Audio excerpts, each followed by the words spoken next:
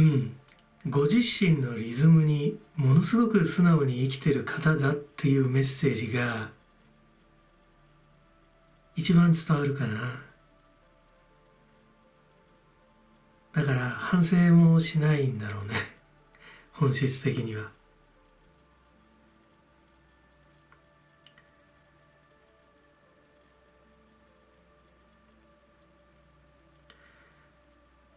内気だけどね、したたかな方。あなたのことを女王様と認めてるのね。自分にとってメインの存在、最も大切な人っていうことは分かってるの。だけどもう愛だけど他の女性の方行っちゃうんだよね。あなたとの関係に亀裂が入っていることを知りながら向き合おうとしない。あなたそのわだかまりを解消したいって常に訴えてるんだけど、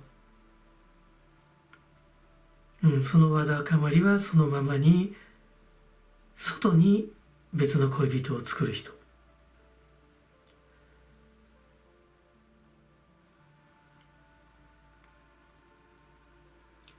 社会性を持ってる人だけど、その価値基準とは別に自分独自の善悪の基準を持ってる人なのかな。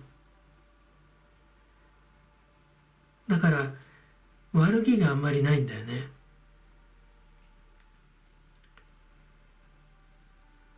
ひょっとすればね、あなたが怒ってね、問い詰めると泣いて謝って反省するかもしれない。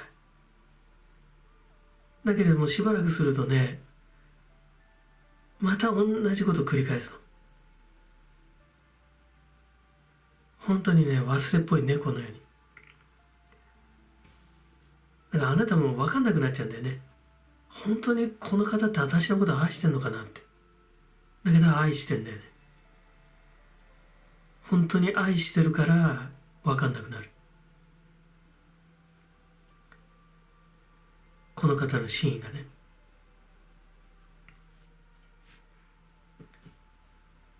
金銭面に関してはね、大きくね、お金を稼ぐチャンスがあるんだけど、あんまり興味がないよっていうね、メッセージが届くね。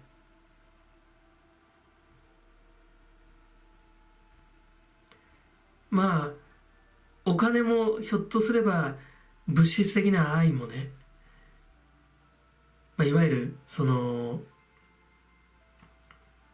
肉体的な欲求から来る愛も、物質欲求なんだけれども、この方はあんまりお金には興味がない方かもしれない。ただ普通にはね、稼ぐ方だとは思うんだけど、コツコツコツコツね。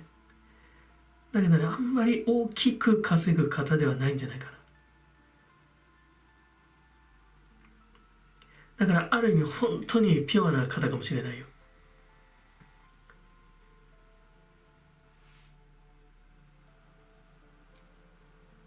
一番最初はあなたの方がこの方に惚れたっていう、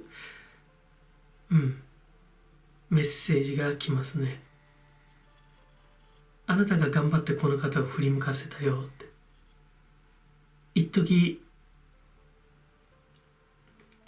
自分のもとにこの方をね、とどめた。だけれどもまたこの方は、猫みたいに、気ままな猫みたいに出てっちゃったと。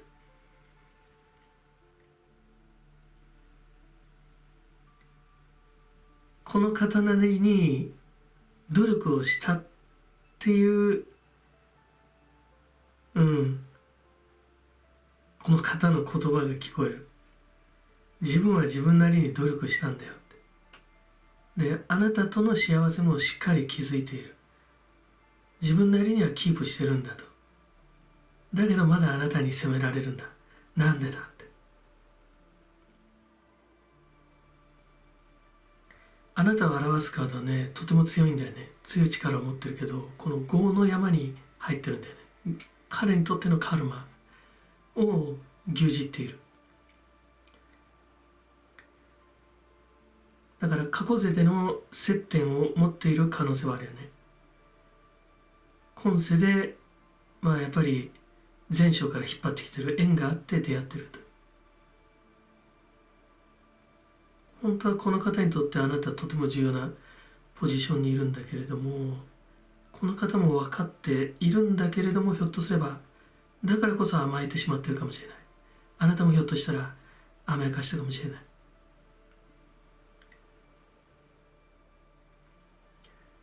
目下ね、この方やっぱりね、突っ走っていくね。愛と酒の日々といったところかな。お酒飲むかどうかわかんないけど。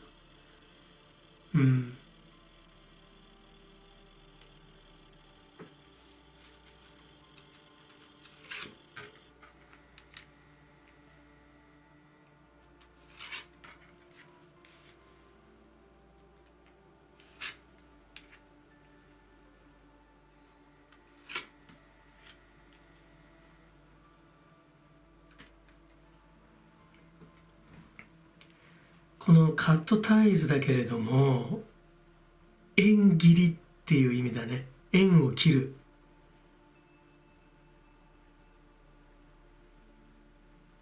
先ほど前書から引っ張ってきた縁と言ったけど、その縁を切るかな。これはだけどあなたが切るかもしれないね。もう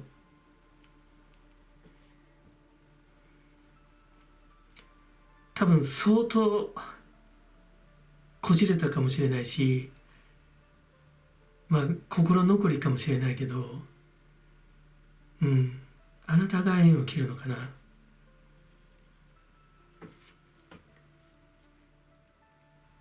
これはセーフトラベル、順風満帆だったのかな。いい時もあったっていうのは出てるからね、テンポカムで。やっぱりこの方との関係性のやっぱ縁を切るっていうことかな。でそうなるとこの方がね、本当糸の切れたタコのようにね、ご自身のね、もう愛と酒とバラの日々といったとこかな、走っていくっていうのが見える。オーバーカムフィアとパッション、情熱。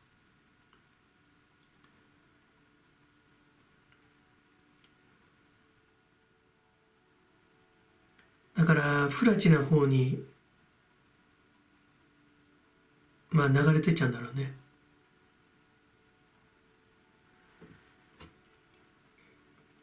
お母さん役だったのかな、あなたがね。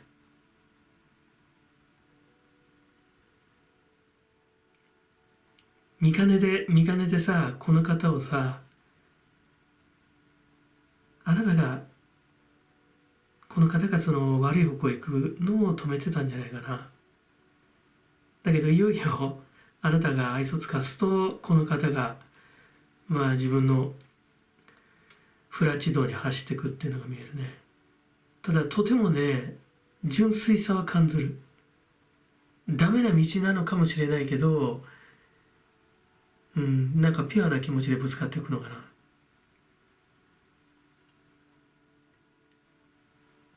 この方がね、自身の真実に気づくとき、本来求めるべきだった愛、守るべきだった人に気づくとき、あなたはこの方よりはるかに高いステージにいる。この方はその時思い出すでしょう。ママの存在を。その時にね、もう取り戻せない時間、時の流れを知った時に、この方の自我、厳密に言えばこの方が自我と思い込んでいるペルソナが崩壊するよとメッセージが来ます。明日のジョーよろしく、真っ白に燃え尽きるみたいな感じかもしれないね。同じ物質的な価値にとらわれてるんだけど、お金ではなくて愛の人だと思う。だけど愛でも、肉体衝動がやっぱ強いんだと思うよ。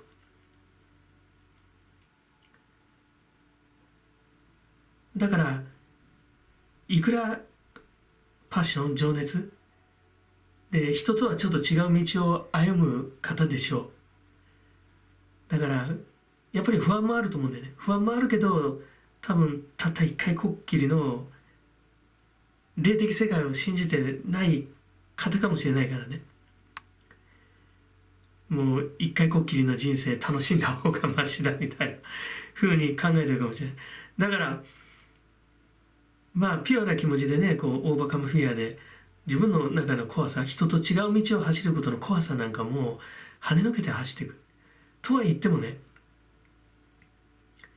やっぱりね、物質的な欲求を原動力とした情熱っていうのはいつか燃え尽きる。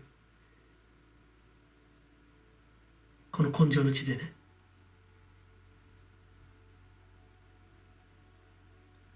諸行無常、形あるものは全てなくなると。その固形の燃料が燃え尽きると、この方は、無気力な万年と、さらにこの愛と酒の日々をね、愛と酒とバラの日々を脱皮して、最後は無気力な万年へと突入していくと。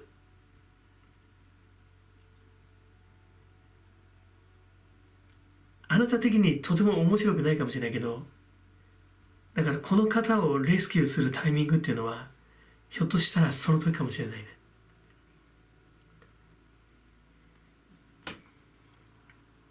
だから例えばその前章からのつながりでこの方の前に現れてるんだったら、例えばこの方の姪っ子としてね、この地上にやってくるとか、そのタイミングだったら多分この方を、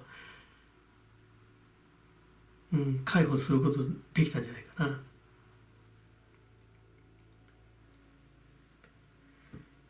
かつてあなたにさ、口やかましく言われたその言葉、投げかけられた言葉、その重要性っていうのは荒屋敷のね、そこでは分かってるとは思うのよ。だけれども軽んじて突っ走ってしまったと。だからその因果応報、自分で蒔いた種、自分が取った行動のその責任っていうのはね、やっぱりこの方に返ってくるよね。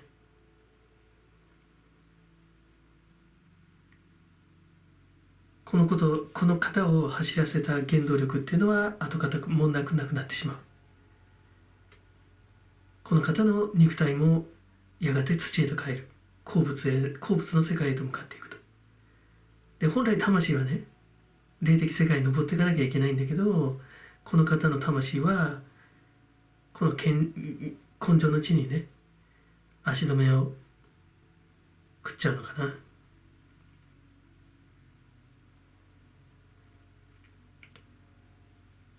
あなたに余裕があるなら、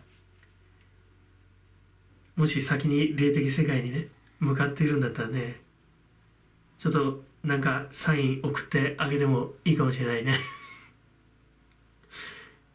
その頃には許せてんじゃない、この反省しないやつをねどうでしょうか。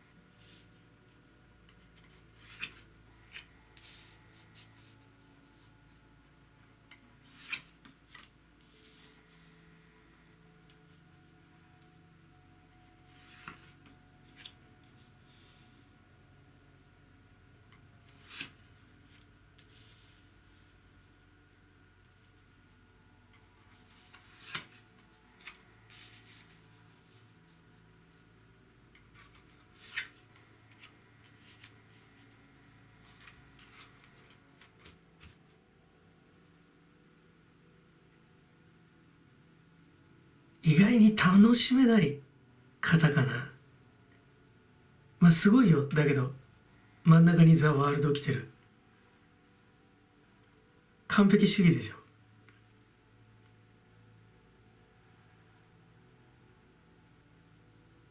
だけどね、やっぱね、春夏秋冬、もうあらゆる季節、あらゆる人生の時期で上っ面ほど楽しめてない方、だから特に落ち込んでる時なんかは本当に深刻に落ち込む方じゃないかな。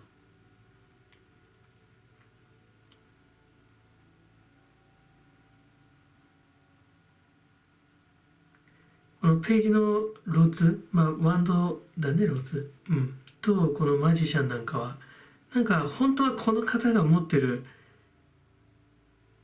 遊び心っていうのかな、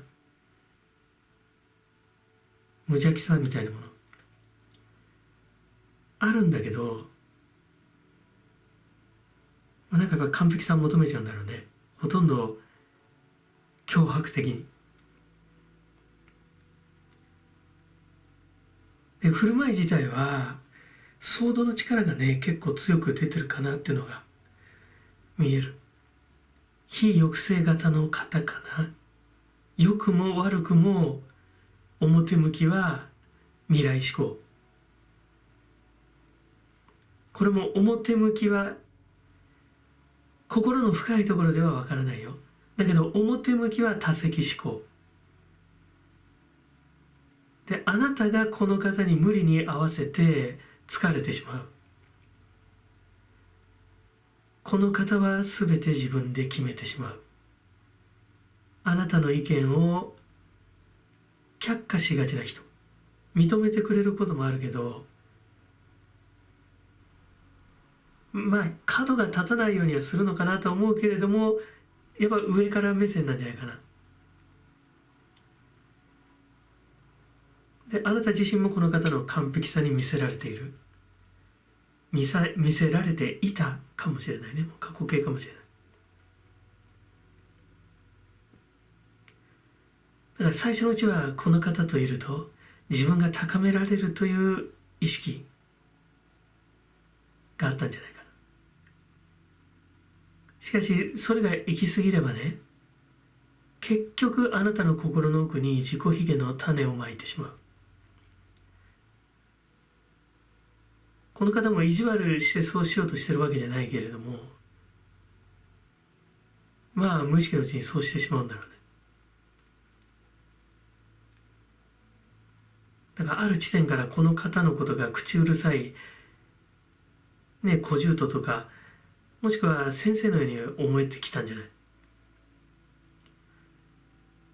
もうなんかこの方の存在がストレスだみたいな。まあ講義の意味ではまあモラハラとも言えるかもしれないね。もう存在を見ただけでなんか胃が痛くなるなんか片頭痛がするとかさ。だけどこの方に勝てないんだよ。だから言いくるめられちゃう。もうあなたにとっての不満、ストレス。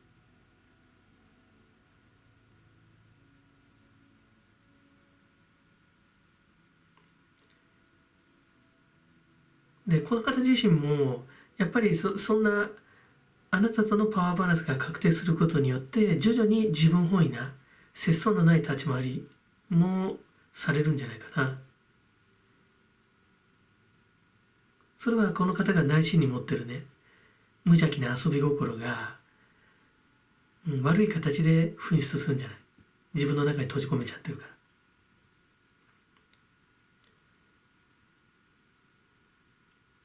この方はもうね年がら年中つまんないんだよ、実のところ。もう自分の完璧さを求めることに実のところもうヘキヘキしてんのよ。ガス抜きができないの。だからひょっとすればあなたをいじめることで少しストレスを解消してるのかもしれない。どうだろうね。因果応報、この方がまいた種、そしてね、自分で刈り取るわけだけれども、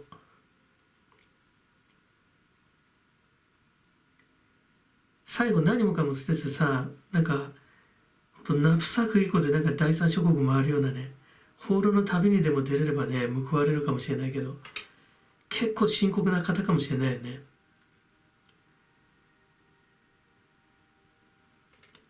この未来晩年を表す石だけれどもさ、トゥーオブソーズ、やっぱり自分を取り繕わなければいけない、エッジを立たさなければいけない。でさらには盲目、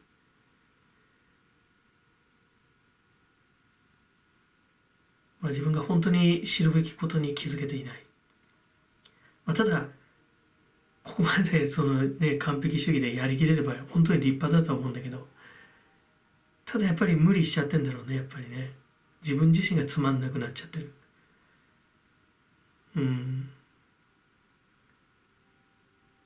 本当はあなたにほっとしてんじゃないかな、実のとこ。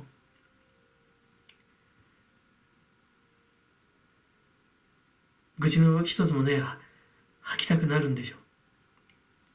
だからもっと素直にあなたにさ弱みを見せればいいし、ひょっとすればいつでもあなたの先生である必要はない、あなたのマウントを取る必要はないね。ある領域ではこの方の方が長けてるかもしれない。だけれどもプライベートではさ同じ次元に立ってね向き合えればいいんだけど、それが多分できないんだろうね。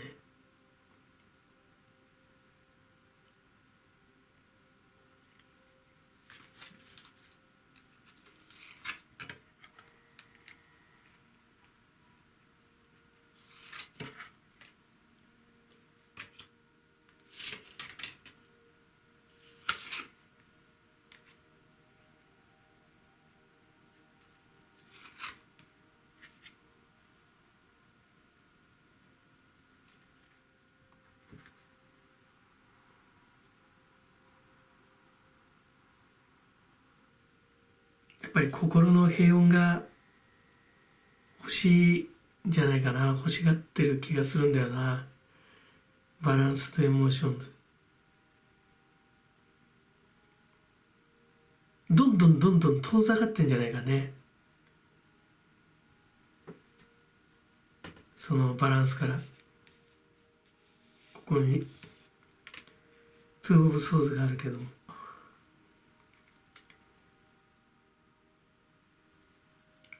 誰も言えないようなね、悩みをね抱え込んでるかもしれないね。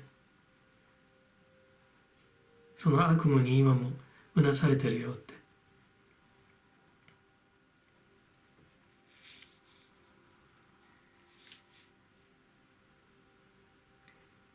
エネルギッシュにね人生を歩まれる。だけれどもやっぱりね自分のスタイルを壊すことができないかな、この方は。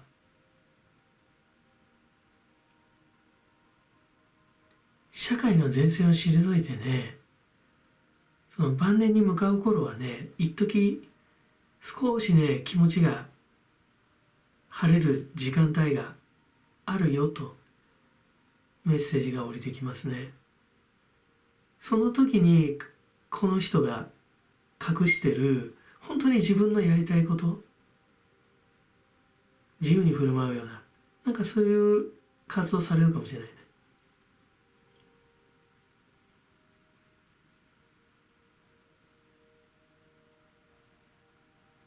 ただこの方のね完璧さ、この牙城がね最終的にはやっぱり崩すことができない、この呪縛の中でこの方は生きていくよ、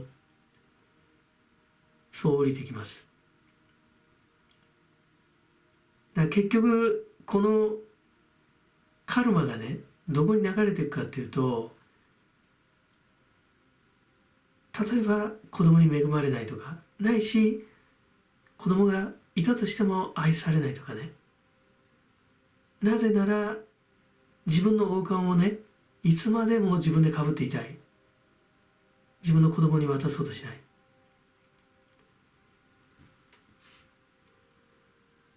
エネルギッシュにね、駆け抜けていられたうちはいいんだけれども、人生をね、セミリタイアした後に、ずっと隠し続けてた。まあ、向き合ってなかったわけじゃないでしょ。一人の時は向き合っていただろう。この方が抱えている、まあ、問題と向き合うことになるよと。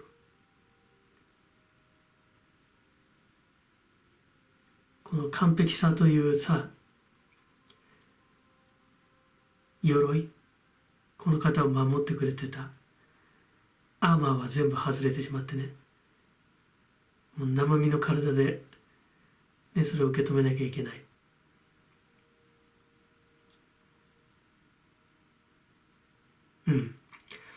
最後結構孤独な老人になっちゃうかもしれないね。人生の晩年で引きこもりになるタイプかもしれない。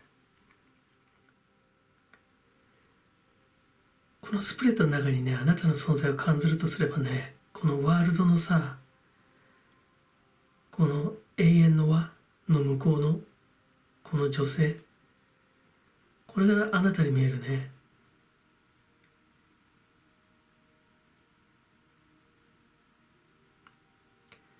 彼が言う完璧さの向こうにさ、あなたのことを見てたんじゃない？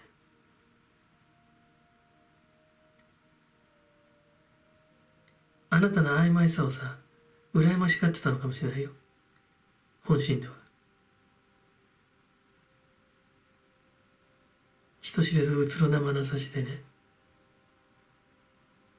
あなたを見つめていたんだよ。その時にはね、だけどあなたはもうね、この方のことを忘れてんじゃないかな。ああ、疲れたなっていうような、そんな思い出になってるかもしれないね。あんまりなんか思い出したくない思い出。ちょっと頑張りすぎちゃってたな、みたいな。自分無理しちゃってたな、みたいな。だから無理してるこの方に合わせようとするあなたじゃなくて、この方に合わせられないあなたをこの方は愛してたんだよ。本当はね。そうだな、完璧を求める男の正体はいつまでたっても満足できない男。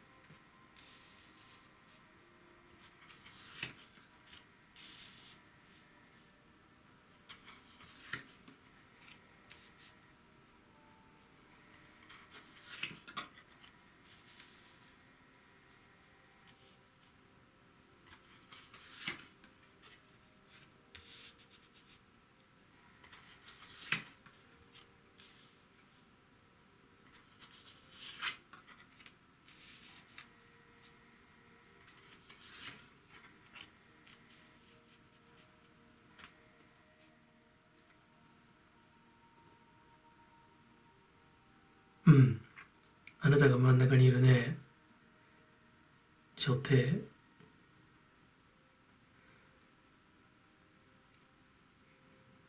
ちょっとね、頑張りすぎちゃう人なのかな。仕事がね、自分の本意の仕事ではないってすごくメッセージが来ますね。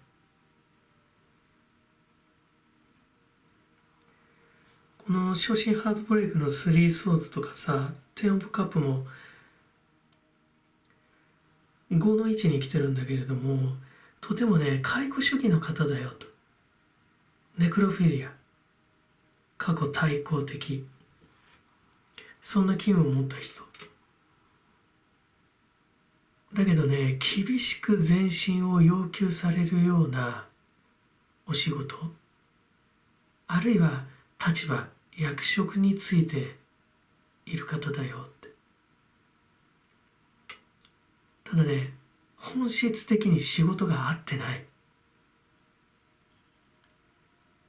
がむしゃらに頑張っちゃってんだけど、仕事が合ってないんだろうね。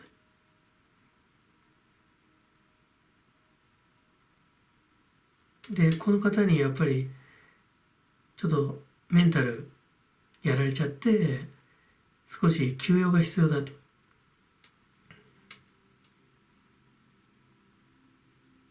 行動と心のね、歪みが年々大きくなってくるよって。あなたに対して愚痴っぽく当たる。なぜならね、あなたに褒めてほしいから。だけどあなたがこの方が思うようには褒めてくれないから、ますます不機嫌になる。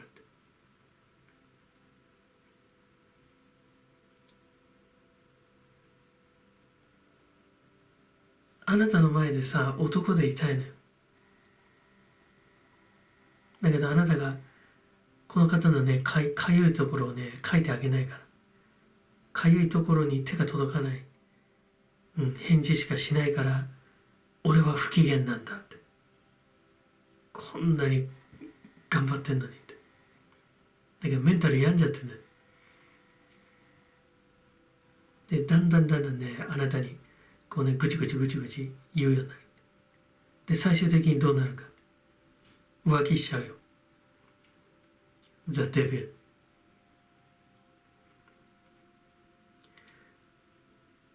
ひょっとすれば読み方によってはあなたと仲違いしてしまってるけれども、あなたの良さに気づいて、この女帝であるあなたが敷く磁場から逃れられないとも読める。ただね、この方がね、やっぱり生きる原動力にしてるのはね、この方がね、所属した最古の、この現世で最古のそのコミューンである自分のお父ちゃんお母ちゃんと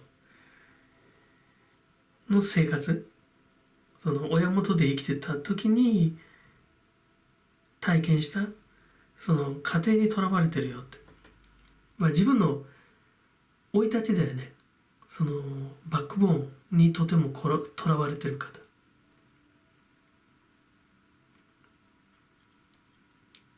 なんか仕事に闇雲にぶつけてんだろうね。なんか自分の中にあるしこりみたいなもの。なぜ自分がこんなに過去にこだわっちゃうんだろうって。過去にとらわれちゃうんだろう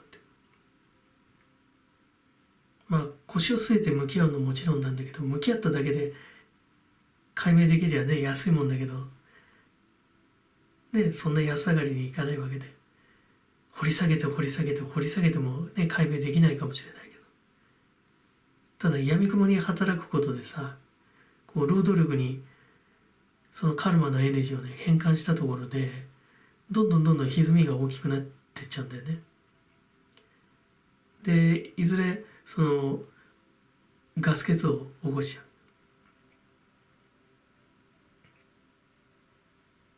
だから一方的に、せめてお前だけは俺のこと理解してくれよって。なんかだだっこみたいな一面を持ってんだよ。で、あなたに褒めてもらえないとシューンとして拗ねて、もう別の女のとこ行っちゃうかもしれないし、それとも行っちゃったとしてもやっぱりあなたの磁場に敷かれて戻ってくるかもしれない。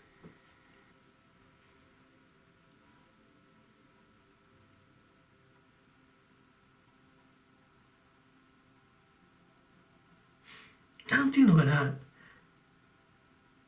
生きているんだけどね、本当の意味では生きるエネルギーがない方かもしれないよね。むちゃむちゃ頑張ってんだよ。もうキャパオーバーで頑張ってんだよ。チャロットもうガツガツ進むって。だけどメンタルはやられちゃってる。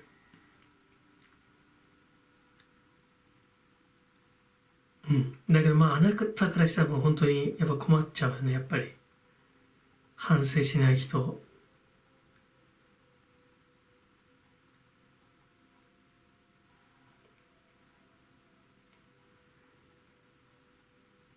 この方が自分がなぜこういう行動をとってるのか分かってないから、それはあなたも分かんないわけだよね、やっぱりね。でここでね、容量のいい女性はさ、うまく乗っかってあげるんだよね。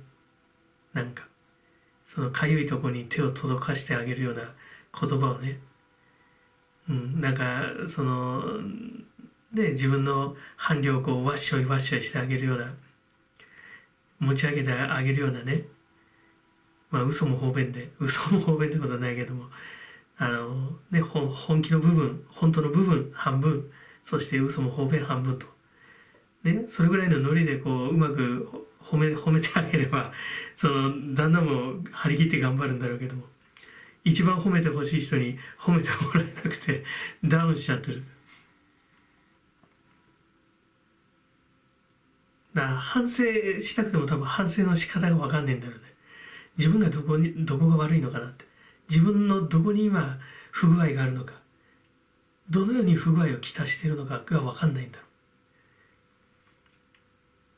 あなたはひょっとして見透かしてんじゃないのってでんとど真ん中に鎮座して、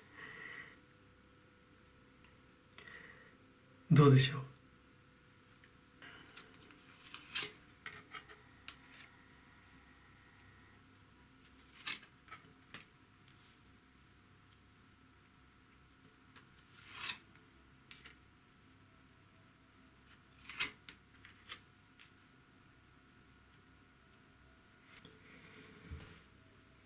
コンシールメント、浮気だね。これはやっぱりね、隠蔽、隠す、ファインディングラブ、愛の発見かな。やっぱりね、浮気相手とやっぱりデビルかもしれんね。これがあなたを困らせてる、反省できない、このお相手さんの、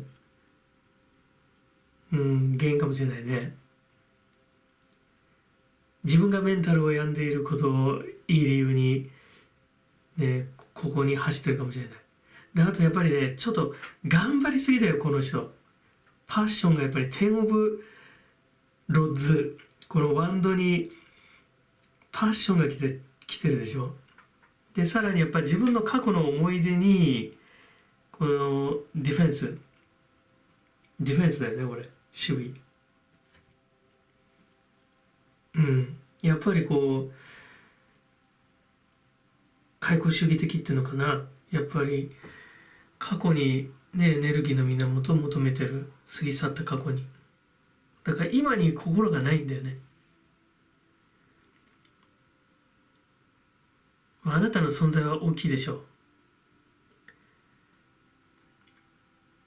大きいんだけど、ただこの方の心はね、別のところにある。で、あなたを素通りしてこの別の方のところに囚われてんじゃない。だけどもね、因果応報としてはね、こんな状況がいいわけがないんだよね。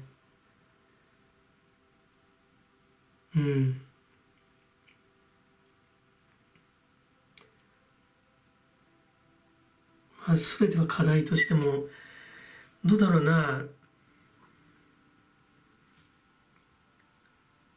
大っぴらに合いびきをね、謳歌するわけじゃない。やっぱりこそこそ隠蔽しながらね、隠れてやるわけだけれども、表面的にはね、やっぱりうつうつとした人生を歩く方だよ。自分がね、解雇の対象となる年月になった時、不思議とね、自分を愛すことができない。もう自分がその解雇の中に存在してるわけじゃない。その自分を愛すことができない。本来そこでこそ自身をね、愛の対象と位置づけるチャンスなんだよね。自分の存在する時間帯とね、自分のその解雇主義的なその趣味がね、解雇趣味がそのダイヤルが合う時なんだよ。だけど不思議と愛せない人だよってね、降りてくれよ。母親に溺愛されたか、もしくはね、不遇だったか、溺愛されてりゃ生きる力に満ちていたか、不遇だったらね、不安だけれどもただ漠然と広がる未来に得体の知らない力を感じていたかね。結局少年時代の自分にね、未来を見ちゃう人なんだよね。この解雇と未来志向の逆転の狭間でね、最後の最後ね、この方はね、この過ちに気づく。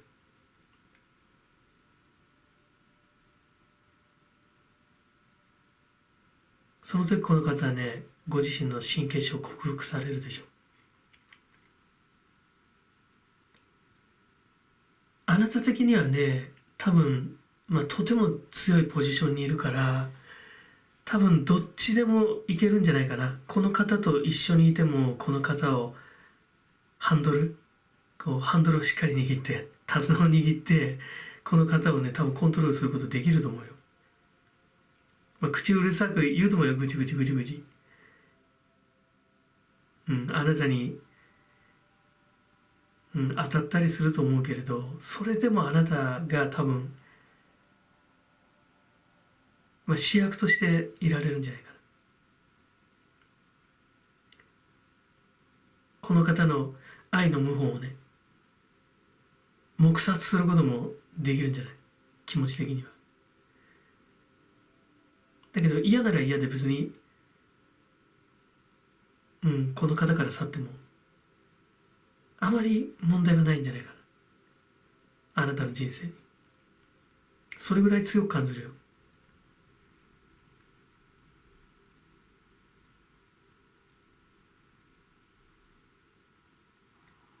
あなたを中心に世界が回るとは言わないけど、あなたを中心にこの方が回ってるようにも見える。潮目を見て対応することです。